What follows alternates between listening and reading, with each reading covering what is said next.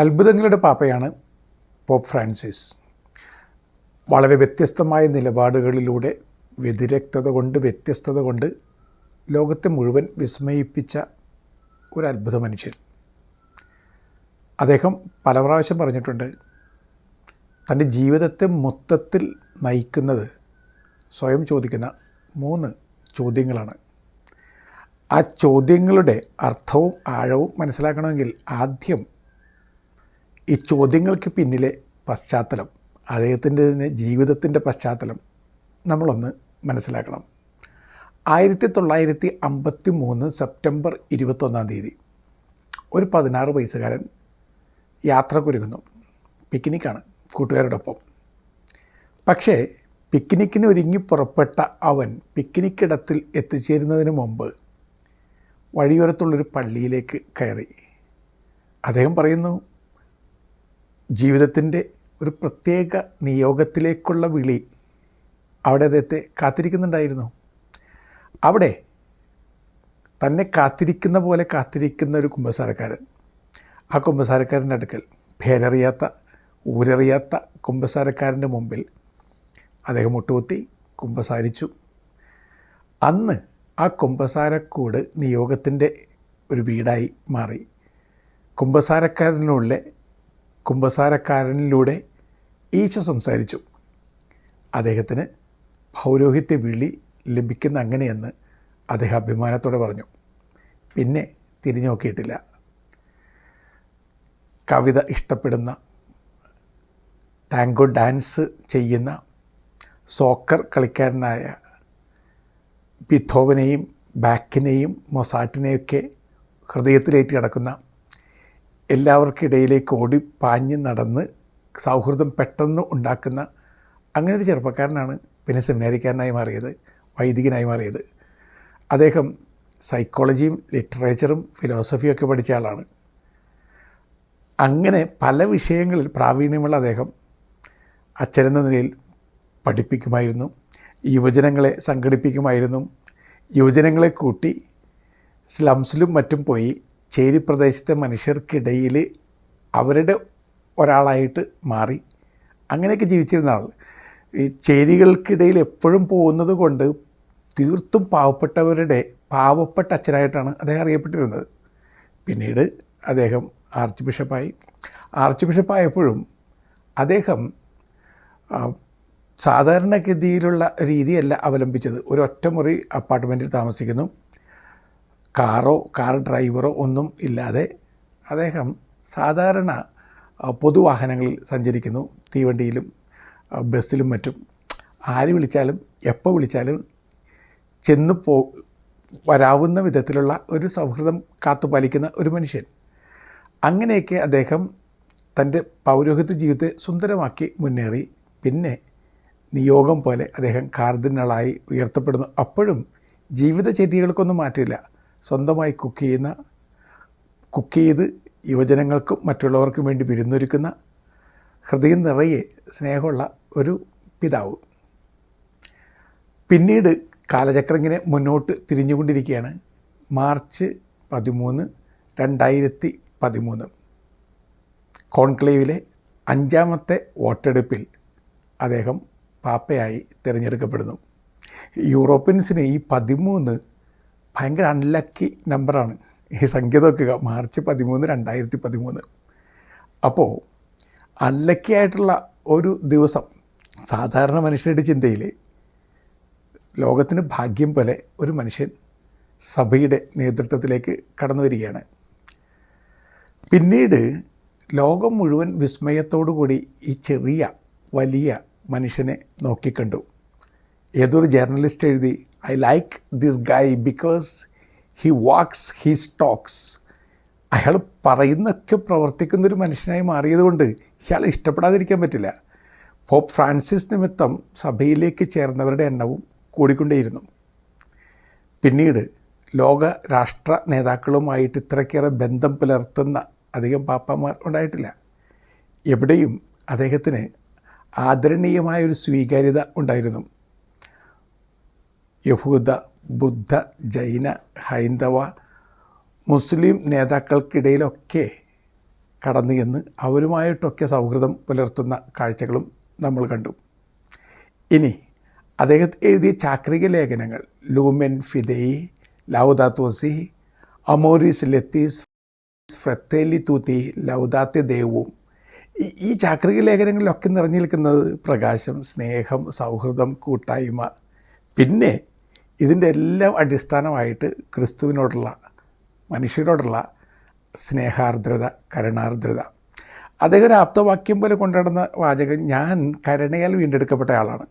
എപ്പോഴും പറയും, ഞാനൊന്നുമല്ല, ഒന്നുമില്ലാത്തവനും ഒന്നും അല്ലാത്തവനുമാണ്, കരുണാർദ്രതയാൽ വീണ്ടെടുക്കപ്പെട്ട ആളാണ്.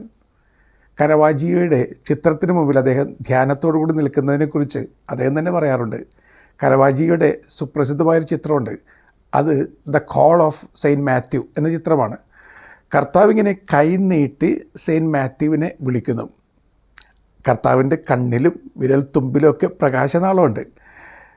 സെയിൻറ്റ് മാത്യു കർത്താവിനിങ്ങനെ നോക്കുന്നുണ്ട്, പക്ഷേ പാതി തിരിഞ്ഞ് പണപ്പെട്ടിയിലേക്ക്, പണക്കിഴിയിലേക്കാണ് ശ്രദ്ധ പോകുന്നത്, പാതിയെ തിരിഞ്ഞിട്ടുള്ളൂ.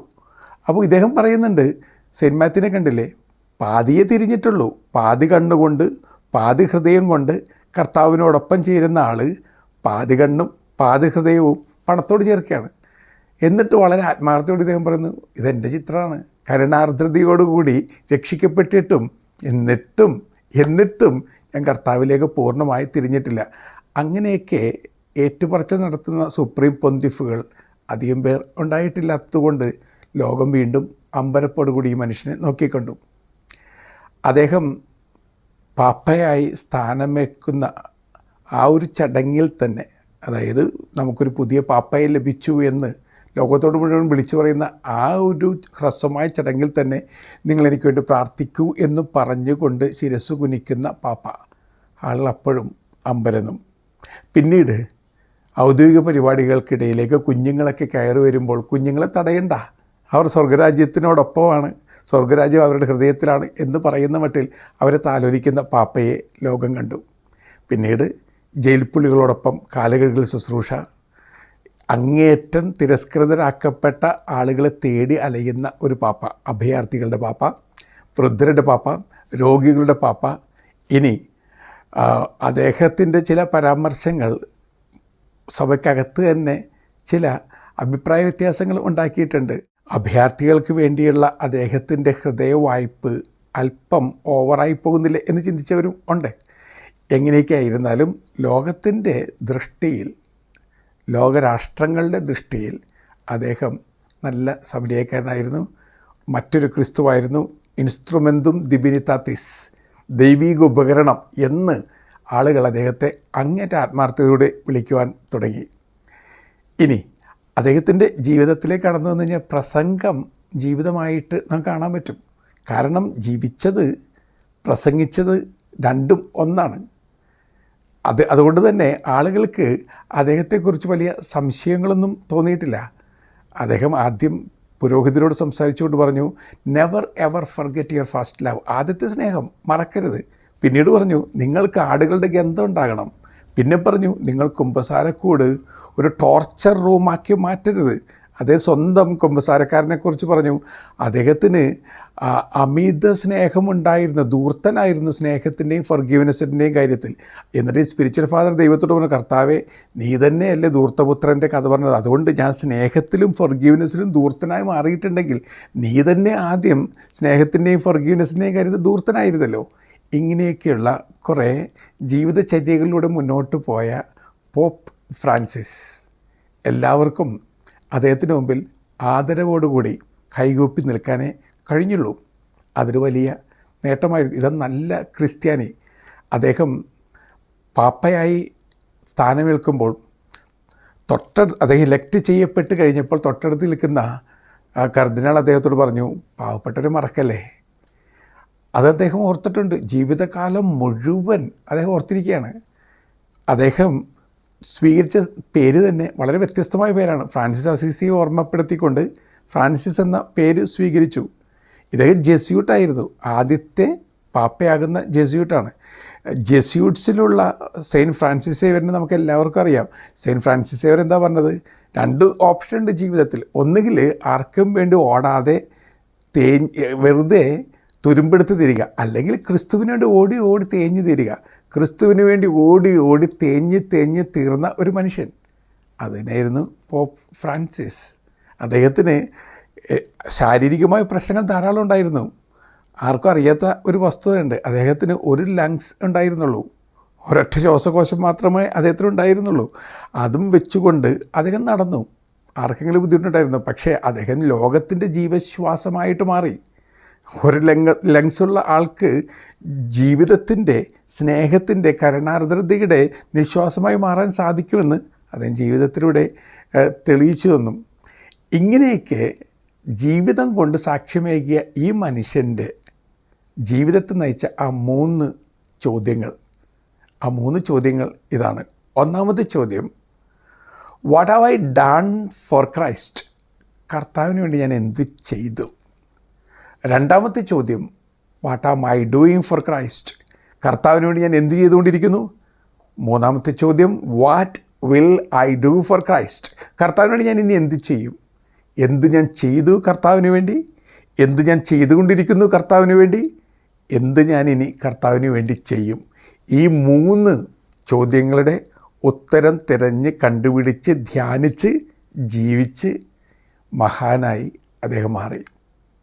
ഇപ്പോൾ നമ്മുടെ മുമ്പിലും ആ 3 ചോദ്യങ്ങൾ. ക്രിസ്തുവിന് വേണ്ടി എന്ത് ചെയ്തു? ക്രിസ്തുവിന് വേണ്ടി എന്ത് ചെയ്തുകൊണ്ടിരിക്കുന്നു? ക്രിസ്തുവിന് വേണ്ടി ഇനി എന്ത് ചെയ്യും? ആ ചോദ്യത്തിൻ്റെ വേറൊരു പകപ്പ്, ലോകത്തിന് വേണ്ടി, മനുഷ്യർക്ക് വേണ്ടി, എൻ്റെ സഹോദരങ്ങൾക്ക് വേണ്ടി എന്ത് ഞാൻ ചെയ്തുകൊണ്ടിരിക്കുന്നു? എന്തിനി ഞാൻ ചെയ്യും? ഈ ചോദ്യം ധ്യാനമാക്കി മാറ്റുക, ഉത്തരം കണ്ടെത്തുക, ഉത്തരം ജീവിക്കുക. നല്ല യാത്ര നേരുന്നു.